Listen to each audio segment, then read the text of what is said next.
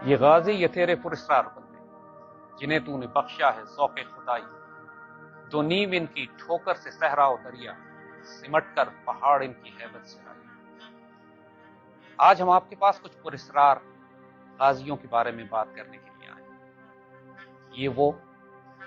غیر معمولی ہستیاں جنہوں نے تاریخ کے رخ تبدیل کر دیے، جنہوں نے دریاؤں کے رخ موڑ دیے، پہاڑ جن کی ہیبت سے رائی ہوئے،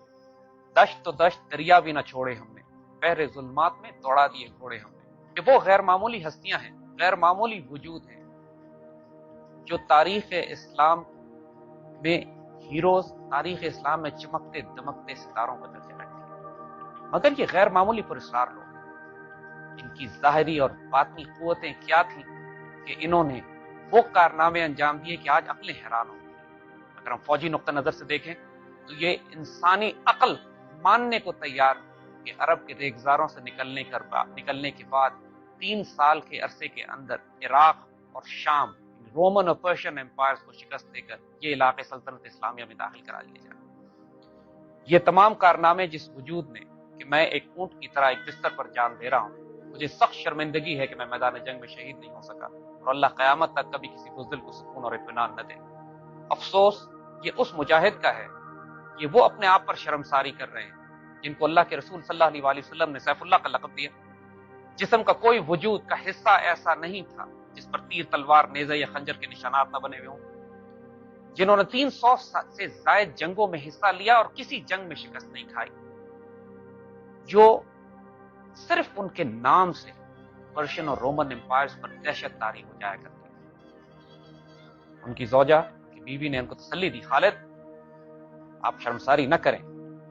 آپ کو جب اللہ کے رسول صلی اللہ علیہ وسلم نے سیف اللہ کا لقب دے دیا تھا تو اس کا مطلب یہ ہے کہ اب یہ سیف اللہ، یہ اللہ کی تلوار میدان جنگ میں کسی کافر کے ہاتھوں نہیں کاٹی جا سکتی۔ آپ نے شہید نہیں ہونا تھا، آپ کے لیے یہی تقدیر رسول اللہ نے لکھ دی تھی جب آپ کو یہ خطاب دے دیا گیا تھا، آپ سے جو کام لینا تھا وہ لے لیا۔ خالد ابن ولید رضی اللہ تعالیٰ عنہ صرف عالم اسلام کی نہیں، انسانیت کی تاریخ ان سے بڑا اسٹریٹجسٹ، ملٹری پلانر، جنرل، ٹیکٹیشین اور وارفیئر میں، جنگی حکمت عملی میں نئی تاریخ مرتب کرنے والا غازی پیدا نہیں۔ حضرت عمر رضی اللہ تعالیٰ عنہ جب سیدنا خالد کے انتقال کی خبر شام سے مدینہ پہنچتی ہے اور مدینہ میں کوہرام مچ جاتا ہے، تو سیدنا عمر پہلے تو لوگوں کو منع کرنے کی کوشش کرتے ہیں کیونکہ آپ کو اونچی آواز میں ماتم پسند نہیں، لیکن جب معلوم ہوتا ہے کہ یہ سیدنا خالد ابن ولید یا ابو سلیمان کے مرنے کی خبر ہے، پھر سیدنا عمر بھی خاموش ہو جاتے ہیں اور اہل مدینہ سے کہتے ہیں کہ آج جو آنکھ رونا چاہتی ہے رو لے، جو کچھ کہنا چاہتا ہے کہہ لے، کیونکہ یہ جو کہیں گے سچ کہیں گے۔ لوگوں کو بار بار ابو سلیمان، جو ان کی سیدنا خالد ابن ولید کی کنیت تھی، ابو سلیمان جیسے لوگوں پر رونے کا موقع نہیں ملے گا۔ اگر ظاہری تعارف دیکھیں تو سیدنا خالد ابن ولید قریش کے قبیلے سے تعلق رکھتے تھے، پیدائشی جنگجو، اور ان کے قبیلے کا کام ہی جنگ کرنا تھا۔ ان کے والد ولید نے ان کو تمام جنگی حکمت عملی، تیر اندازی، گھڑ سواری، نیزہ بازی، تلوار زنی، دشمن پہ کس طرح ایمبوش کیا جاتا ہے، کمین کیسے لگائی جاتی ہے، اس کو تعاقب کیسے کیا جاتا ہے، یہ تمام معاملات سکھائے۔ لیکن یہ معاملات تو عربوں میں عام رواج تھے، ہر عرب جنگجو یہ سارے علوم سیکھتا تھا۔ تو وہ کیا راز تھا کہ ایک قریش کا ایک جنگجو اس قدر بابرکت ہو گیا کہ رسول اللہ صلی اللہ علیہ وسلم نے ان کو سیف اللہ کا لقب دیا، اور انہوں نے رومن اور پرشین امپائرز کے پرخچے اڑا دیے 3 سال کے مختصر عرصے میں۔ جہاں سیدنا خالد ابن ولید رضی اللہ تعالیٰ عنہ کی جنگی حکمت عملی بلا شک و شبہ اس سے بہتر حکمت عملی ڈیولپ نہیں کی جا سکتی تھی میدان جنگ میں۔ اس کا ایک اور پہلو بھی تھا۔ ایک مرتبہ حج کے موقع پر حضور صلی اللہ علیہ وسلم نے اپنے بال ترشوائے، سیدنا خالد ابن ولید نے وہ بال اٹھا لیا۔ رسول اللہ نے پوچھا ان سے، خالد کس لیے؟ فرماتے ہیں، یا رسول اللہ صلی اللہ علیہ وسلم، یہ بال، آپ کے بال مبارک میرے پاس رہیں گے، ان کی برکت سے انشاءاللہ میں ہر جنگ میں فتح پاؤں گا۔ اور رسول اللہ صلی اللہ علیہ وسلم نے فرمایا، ہاں یہ بال بھی تمہارے پاس رہیں گے، میری دعا بھی تمہارے پاس رہے گی، اور انشاءاللہ ہر جنگ میں تم فتح پاؤ گے۔ یہ اتنا خوبصورت امتزاج تھا کہ جو ایک مجاہد کو، ایک جنگجو کو، جو روحانی طور پہ تائید دے دی گئی اللہ کے رسول سے، اور جیسے ان کی بیوی نے بستر مرگ پر کہا تھا کہ خالد، جب سے رسول اللہ نے تم کو سیف اللہ کا خطاب دے دیا اب تمہاری شہادت تمہارے نصیب نہیں ہے، اللہ کی تلوار کسی کافر سے نہیں کٹ سکتی۔ ہم خالد ابن ولید کے ان واقعات کو، کی تاریخ کو اور ان حیرت انگیز کارناموں کو جن پر عقل حیران ہو جائے، ناقابل یقین لگتے ہیں، تھوڑا سا آپ کے سامنے پیش کرنے کی کوشش کریں گے انشاءاللہ۔ مسلمانوں کو میدان جنگ میں سب سے پہلا تعارف سیدنا خالد بن ولید رضی اللہ تعالیٰ عنہ سے اس وقت ہوا جب غزوہ احد میں خالد ابن ولید کفار کی طرف سے لڑنے گئے۔ اس وقت آپ ایمان نہیں لائے تھے اور کفار کے ریزرو گھڑ سوار دستے کے سربراہ تھے، کمانڈر تھے۔ اور غزوہ احد میں وہ خاص ترکیب آپ کو یاد ہے کہ جب رسول اللہ صلی اللہ علیہ وسلم نے 50 تیر انداز اس پہاڑی کے اوپر بٹھا دیے اور ان کو حکم دیا کہ جو مرضی نتیجہ جنگ کا نکلے، آپ نے یہ 50 تیر انداز اپنی جگہ نہیں چھوڑیں گے۔ یہ 50 تیر انداز حضور صلی اللہ علیہ وسلم نے سیدنا خالد ابن ولید رضی اللہ تعالیٰ عنہ، اس وقت آپ ایمان نہیں لائے تھے، لیکن ان کے اس دستے کو دیکھ کر ہی متعین فرمائے تھے کہ جو مسلمانوں پر ایک فلینکنگ اٹیک کر سکتے تھے غزوہ احد کے دوران۔ غزوہ احد میں جب شروع میں مسلمانوں کو کامیابی نصیب ہوئی اور مسلمان دشمنوں کو پیچھے ہٹانے میں کامیاب ہوئے، اس کے بعد وہ غنیمت کا معاملہ شروع ہوا اور وہ سارا واقعہ کہ وہ 50 تیر اندازوں سے اکثر سے حکم عدولی ہوئی اور انہوں نے یہ دیکھا کہ جب جنگ مسلمانوں کے حق میں پلٹ چکی ہے، وہ اتر کر نیچے آئے اور انہوں نے اپنا مورچہ چھوڑ دیا، اپنا بیٹل سٹیشن چھوڑ دیا، وہ فلینک خالی کر دیا کہ جس سے کفار کی کیولری کو، جس کی قیادت سیدنا خالد کر رہے تھے، موقع مل گیا کہ مسلمانوں کے فلینک سے حملہ کر سکے۔ یہ مسلمانوں کے لیے بڑی شدید چوٹ تھی۔ حضرت خالد بن ولید چونکہ بنیادی طور پر ایک جنرل تھے، بنیادی طور پر جنگی حکمت عملی اور حربی حکمت عملی کی جڑ ان کے وجود میں، ان کے رگ رگ میں سمائی ہوئی، آپ نے دور سے جب یہ دیکھا کہ چٹان کے اوپر، پہاڑی کے اوپر موجود مسلمانوں نے اپنے مورچے چھوڑ دیے تو ان کو بہت خوبصورت موقع مل گیا کہ اس پہاڑ کے پرلی طرف سے فلینکنگ اٹیک ان مسلمانوں پر کریں جو غنیمت جمع کرنے میں لگے ہوئے تھے۔ اس جنگ کے نتیجے میں شدید نقصان پہنچا مسلمانوں کو۔ حضور صلی اللہ علیہ وسلم کے دندان مبارک شہید ہوئے، آپ احد کی پہاڑی کی طرف مسلمانوں کو وڈرا کرنا پڑا۔ حضرت حمزہ شہید ہوئے۔ حضرت حمزہ نے اپنے آپ کو رسول اللہ صلی اللہ علیہ وسلم اور اس خالد بن ولید رضی اللہ تعالیٰ عنہ کے دستے کے بیچ میں ڈال دی اور چٹان بن کر کھڑے ہوئے۔ اس اٹیک کو روکنے کے لیے جو خالد کی کیولری، خالد کے جو دستے تھے، گھوڑ سوار دستوں کی طرف سے جو حملہ آ رہا تھا، اور مسلمانوں کو اور حضور صلی اللہ علیہ وسلم کو موقع دیا کہ آپ محفوظ مقام پہاڑی کے اوپر، احد کی پہاڑی پر جا سکیں۔ یہ پہلا تعارف۔ حضور صلی اللہ علیہ وسلم کو سیدنا خالد بہت پسند تھے۔ جب سیدنا خالد کی تعریف حضور کے سامنے کی جاتی تھی تو حضور فرمایا کرتے تھے کہ یہ خصوصیات جس شخص میں ہوگی تو انشاءاللہ قریب وہ اسلام قبول کر لے گا۔ جس طرح حضرت عمر ابن خطاب رضی اللہ تعالیٰ عنہ کے بارے میں بھی حضور نے دعا فرمائی تھی۔ خالد بن ولید رضی اللہ تعالیٰ عنہ کے بارے میں آپ کی خواہش تھی، کیونکہ ان صلاحیتوں کا مجاہد، ان صلاحیتوں کے جنگجو اور جانباز۔ اور جب یہی ہوا کہ احد کے بعد کچھ عرصے کے بعد حضرت خالد بن ولید رضی اللہ تعالیٰ عنہ 2-3 صحابہ کے ساتھ، 2-3 جو اس وقت کافر تھے ان کے ساتھ، اور بڑے اعلیٰ نسل کے لوگ، اعلیٰ نسب کے، جب حضور کے پاس تشریف لائے اور اسلام قبول کیا تو حضور نے بہت خوشی سے اعلان فرمایا کہ اے لوگو، مکہ نے اپنے جگر گوشے تمہارے دامن میں ڈال دیے۔ یعنی یہ وہ وقت تھا کہ اب ماشاءاللہ مسلمانوں کے پاس خالد ابن ولید رضی اللہ تعالیٰ عنہ بن کر اس قوت اور طاقت کے ساتھ حاضر ہوئے کہ جو اللہ تعالیٰ نے اس وجود میں ڈالی تھی، اور وہ فیض ان کو ملنا شروع ہوا کہ جس کے بعد یہ سیف اللہ بننے کی طرف چلے۔ خالد بن ولید نے حضور صلی اللہ علیہ وسلم سے فرمایا کہ جو غلطیاں، کوتاہیاں اور گناہ مجھ سے پہلے کی ہیں مغفرت میں طلب کرتا ہوں۔ حضور نے بشارت دی ہمارے سارے پچھلے گناہ معاف کر دیے گئے،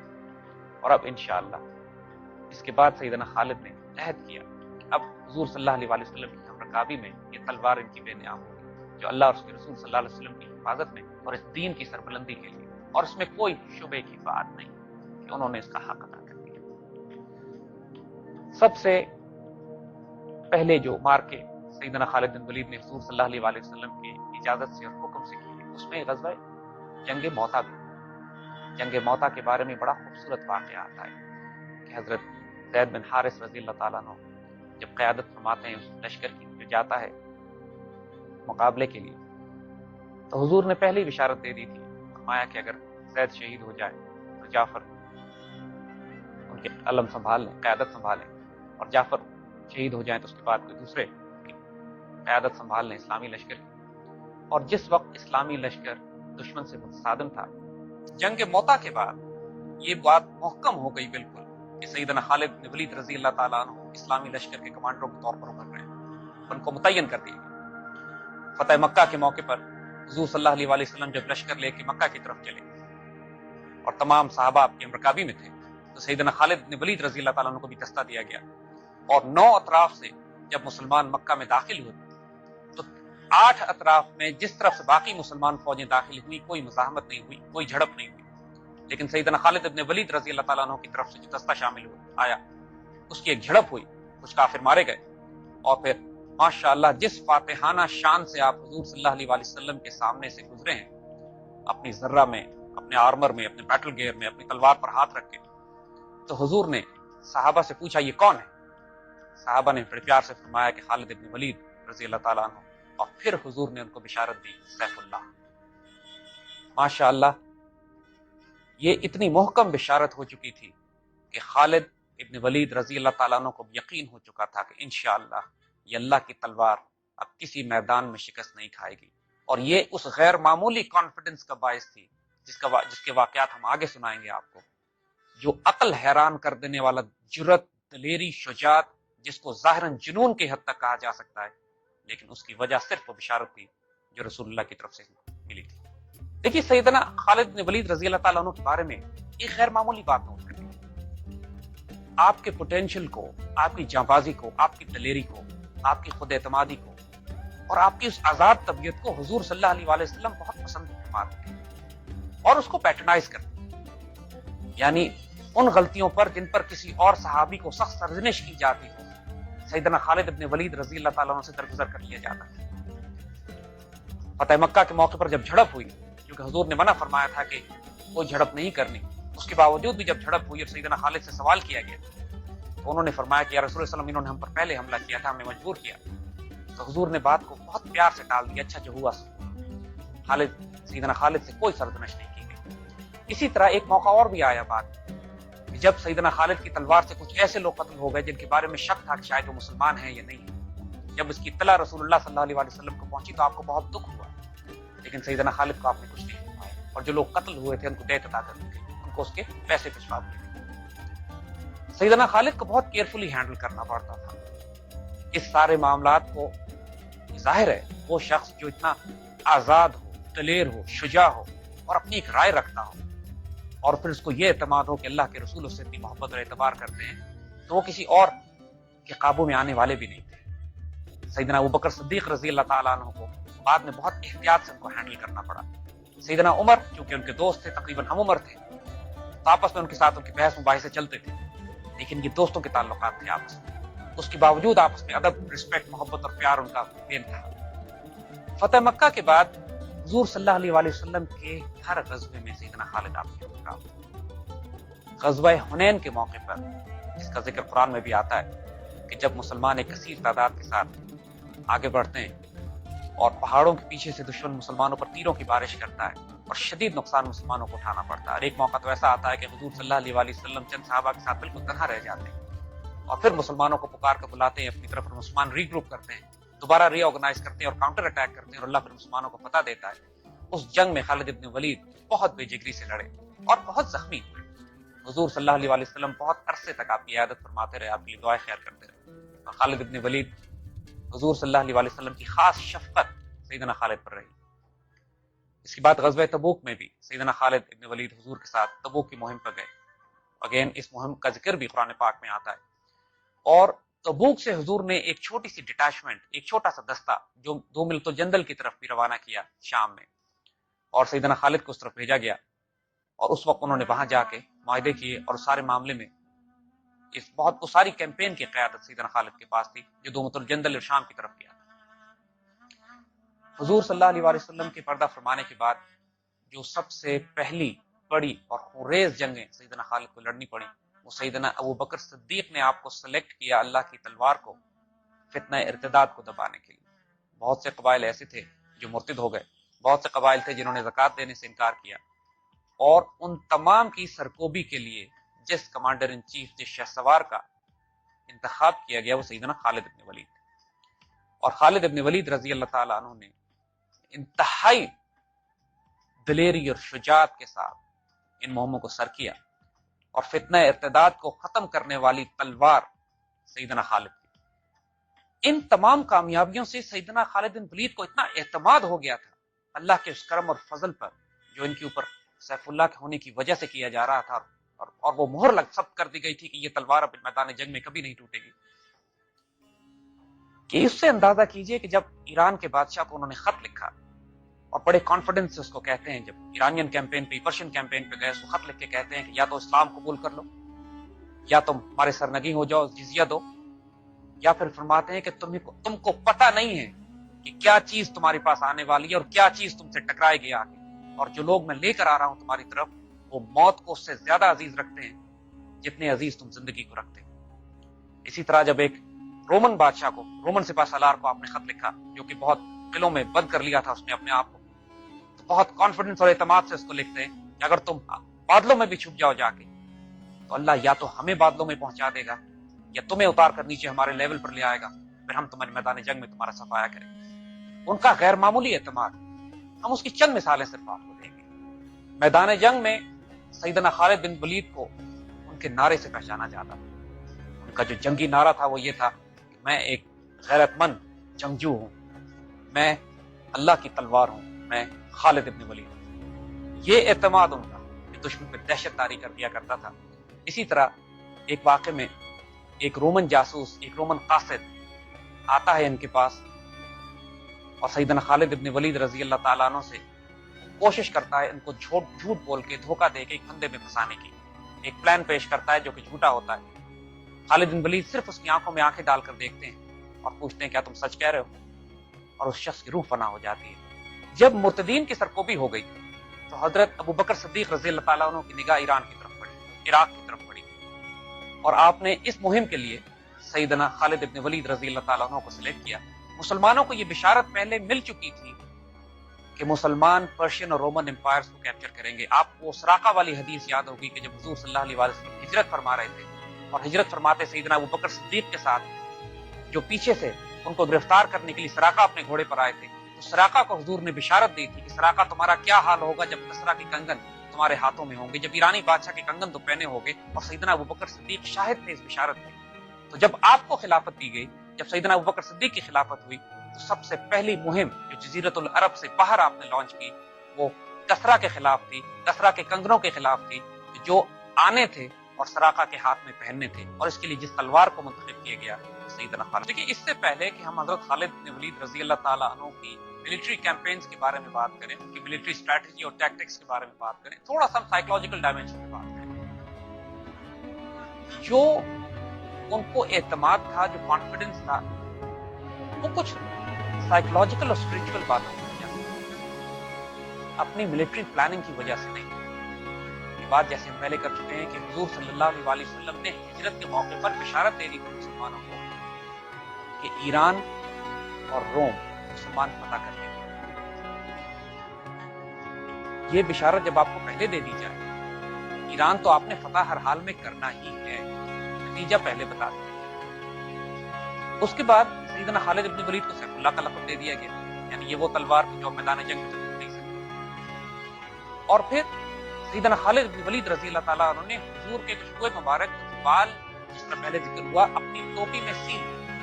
اور اپنے آہنی خود کے نیچے وہ ٹوپی آپ ہمیشہ پہنا کرتے۔ جنگ یرموک میں آگے جس کا ہم ذکر کریں گے، ایک واقعہ ایسا آتا ہے کہ میدان جنگ میں حضرت خالد بن ولید لڑائی روک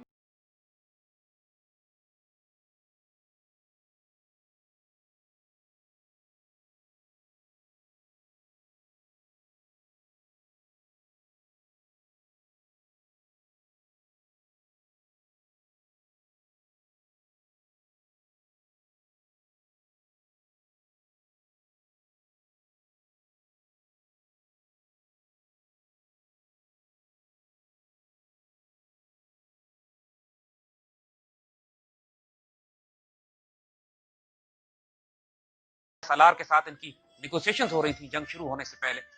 تو اس ایرانی سپہ سالار نے ان سے کہا کہ آپ ہم سے کیوں لڑتے ہیں، ہماری تلواروں میں تو ایسا زہر بجھا ہوا ہے، ایسا زہر لگا ہوا ہے کہ جو جسم کو بھی چھو جائے تو اس کو گلا کے خراب کر دے گا۔ تو سیدنا خالد بن ولید نے وہ زہر کی شیشی لی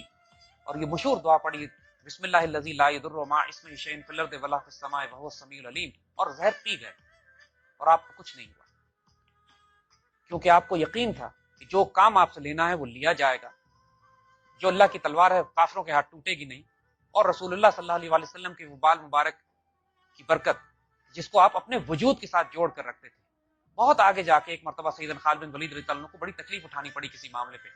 تو آپ نے اس کی دلیل بھی یہی دی کہ آج یہ تکلیف مجھے اس لیے ہوئی ہے کہ آج رسول اللہ کے بال میرے سر پہ نہیں۔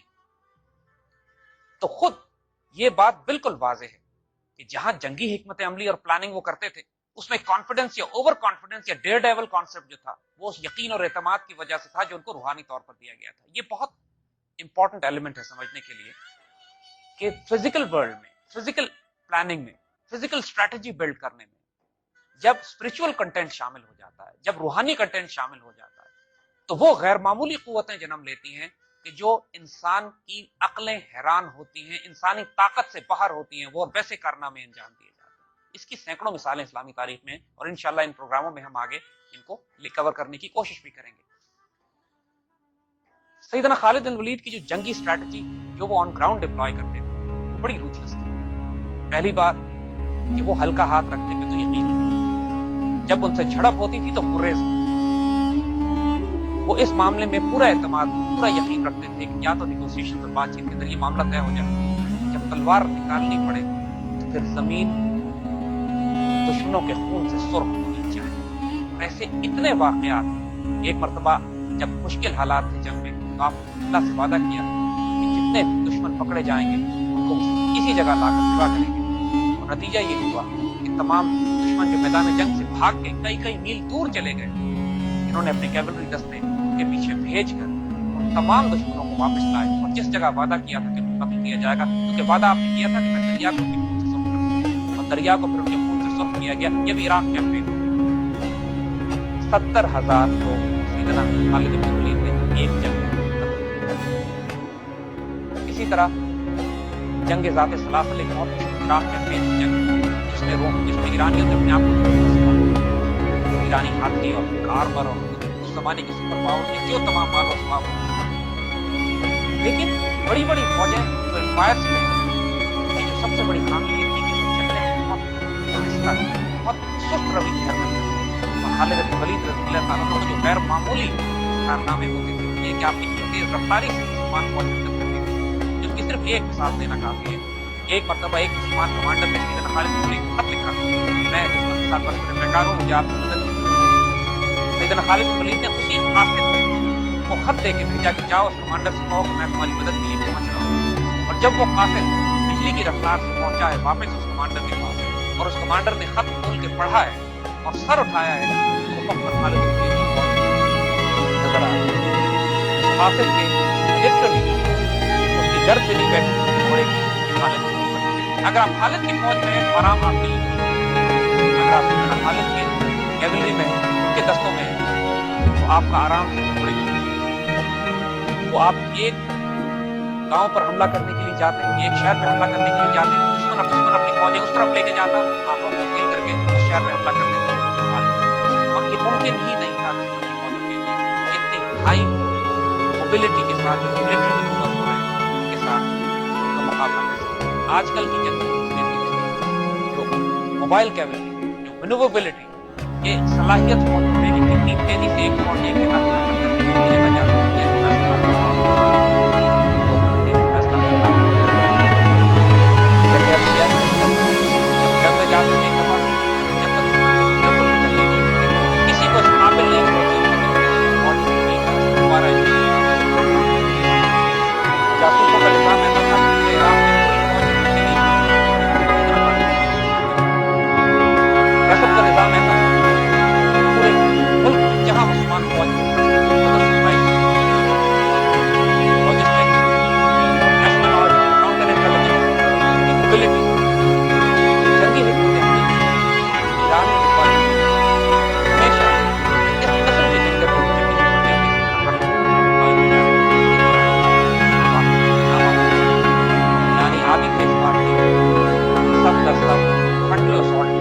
براہ راست فوجوں کے تصادم جگہ کی جائے، جبکہ سیدنا خالد ایمبوش کے ذریعے، گریلا ٹیکٹکس کے ذریعے، موبائل وارفیئر کے ذریعے، فلینکنگ اٹیکس کے ذریعے اور ڈسپشن کے ذریعے دشمن کو دھوکہ دے کے، اس کو کنفیوز کر کے، اس کو ڈس اورینٹ کر کے، اس کو تھکا کے ساتھ تصادم کیا. یعنی جہاں تک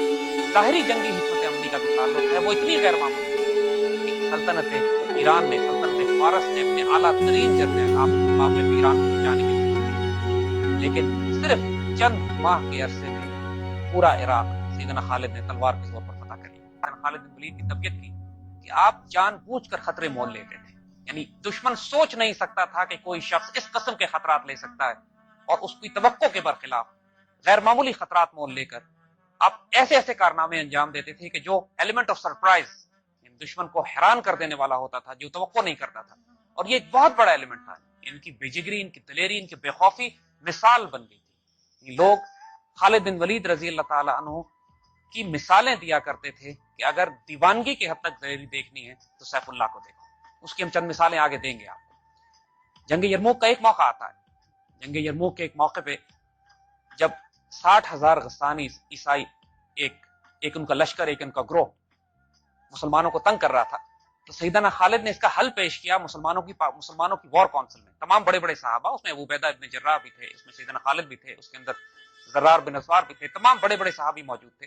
اور سیدنا خالد اس میں سولوشن یہ دیتے ہیں کہ کل ان 60,000 کو ڈسٹرب کرنے کے لیے، ان کو پریشان کرنے کے لیے، ان کو شکست دینے کے لیے میں براہ راست ان پر حملہ کروں گا 30 مجاہدوں کے ساتھ. یہ آپ صرف اب یہ نوٹ کیجئے اور وہ محفل دیکھیے جس محفل میں یہ بیٹھ کے بات کر رہے ہیں. ظاہراً یہ جنون لگے گا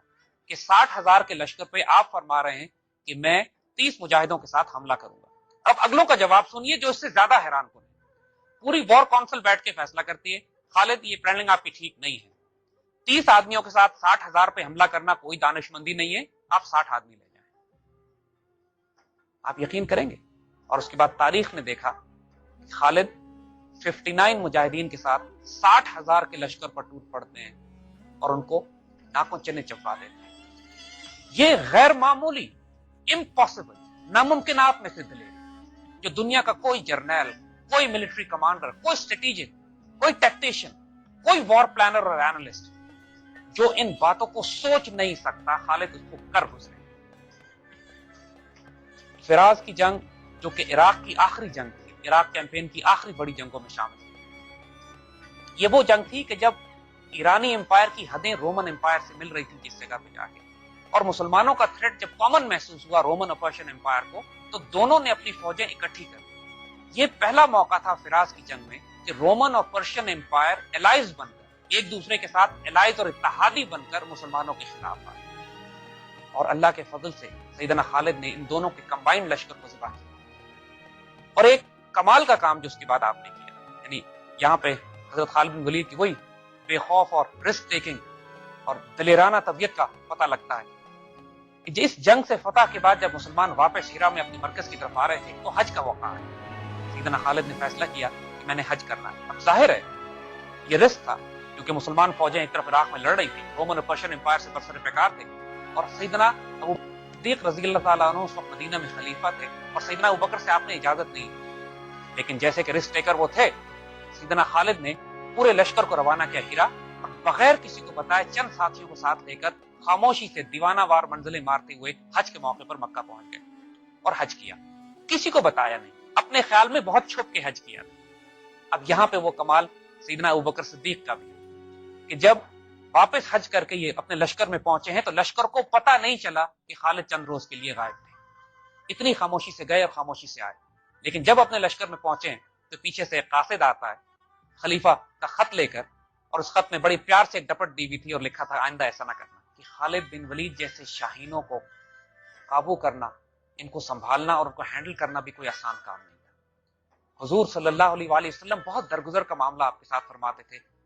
اس صلاحیت کی وجہ سے، اس تلوار کی تیزی کی وجہ سے، اس جلال اور ہیبت کی وجہ سے کہ جو اللہ تعالیٰ نے حضور کی دعا سے سیدنا خالد کو دے دیا گیا تھا، اور جو رول ان سے لینا تھا، جو کام لینا تھا ان سے. اسی طرح جب خالد بن ولید رضی اللہ تعالیٰ عنہ اس طرح کے بہت سارے کام ایسے کرتے تھے جس سے لوگوں کو بڑے اعتراض ہوتے تھے ان پہ، اور حضرت ابوبکر صدیق ہمیشہ لوگوں کی شکایتوں کو درگزر کر دیا کرتے تھے. بعض لوگوں نے شکایتیں بھی کی کہ سیدنا خالد کو معزول کر دیا جائے، تو سیدنا ابوبکر صدیق رضی اللہ تعالیٰ عنہ کا جواب اس کو یہی تھا کہ جس تلوار کو اللہ تعالیٰ نے دین کو بلند کرنے کے لیے نیام سے باہر نکالا، میں اس کو نیام کے اندر نہیں ڈال سکتا. خالد کی بہت سارے ایسے جس کو ڈسپلنری معاملات کہتے ہیں رضی اللہ تعالیٰ عنہ کے معاف کیے جاتے تھے صرف اس لیے کہ ان کا جلال، ان کا جمال، ان کی شجاعت، ان کی دلیری اور ان کا کانفیڈنس اس طرح کا تھا. اور جتنی بڑی مہم درکار تھی، دیکھیے جتنا بڑا مشن ہوتا ہے، جتنی بڑے مہم ہوتی ہے، جتنا بڑا چیلنج ہوتا ہے، اتنا ہی جنونی اور اتنا ہی دیوانہ کمانڈر بھی چاہیے. یہی وہ فرق ہے عام کمانڈر میں اور ایک عظیم کمانڈر میں. یہی فرق ہے کہ عام جرنیل میں اور خالد ابن ولید. کہ خالد ابن ولید نہ صرف طبیعتاً ایک عشق اور دیوانگی کی حد تک اللہ اور اس کے رسول سے پیار کرنے والے تھے، بلکہ ان کو غیر معمولی طور پر روحانی تائید حاصل تھی اللہ کے رسول صلی اللہ علیہ وسلم کی طرف سے. اور تیسرا، وہ اس قدر دلیر اور پر اعتماد مجاہد تھے کہ وہ ذات کی جو ان کی خوبی اور خیر تھا، اس کو جب روحانی طور پر اور جنگی حکمت عملی کے لحاظ سے ان صلاحیتوں کے حساب سے وہ مدد مل گئی تمام، تو وہ پھر وہ سیف اللہ بنے، وہ خالد ابن ولید بنے جس نے تاریخ کا پاسا پلٹ کے رکھ دیا. عراق کی فتح کے بعد جب سیدنا ابوبکر صدیق کو خوشخبریاں پہنچی ہیں مدینے میں، تو آپ نے مدینے میں اعلان کروایا مدینے والوں کو کہ مبارک ہو، تمہارے شیر نے ایرانی شیروں کو زیر کر دیا اور مائیں قیامت تک اب خالد جیسا بیٹا پیدا نہیں کر سکتی. یہ عراقی کیمپین کے بعد سیدنا ابوبکر صدیق نے سیدنا خالد کی خدمت میں جو پیارا تحفہ پیش کیا، اور حقیقت ہے کہ قیامت تک اب مائیں سیدنا خالد جیسا بیٹا پیدا نہیں کر سکتی. یہ وہ وقت تھا کہ جب حضرت ابوبکر صدیق نے ساتھ ساتھ شام کی طرف بھی مہم میں روانہ کر دی. ان دستوں کو حکم یہ تھا کہ صرف ریکنیسنس کریں، جا کے جاسوسی کریں، زیادہ آگے تک نہ جائیں، زیادہ حملے نہ کریں. لیکن جب حضرت خالد بن ولید رضی اللہ تعالیٰ عنہ کے کارناموں کی خبریں مسلمانوں کو پہنچنا شروع ہوئی، تو قدرتی طور پر ان کمانڈروں کو بھی امید اور حوصلہ اور جوش چڑھا کہ ہم بھی شاید کوئی کارنامے انجام دیں. نتیجہ یہ ہوا کہ مسلمانوں کے وہ دستے جو شام میں گئے تھے وہ رومنز کے گھیرے میں آ گئے. شام اس وقت رومن بائزنٹائن امپائر کا صوبہ تھا. بائزنٹائن امپائر جس کا مرکز کانسٹنٹینوپل قسطنطنیہ تھا، جس کی بشارت بھی حضور صلی اللہ علیہ وآلہ وسلم دے چکے تھے.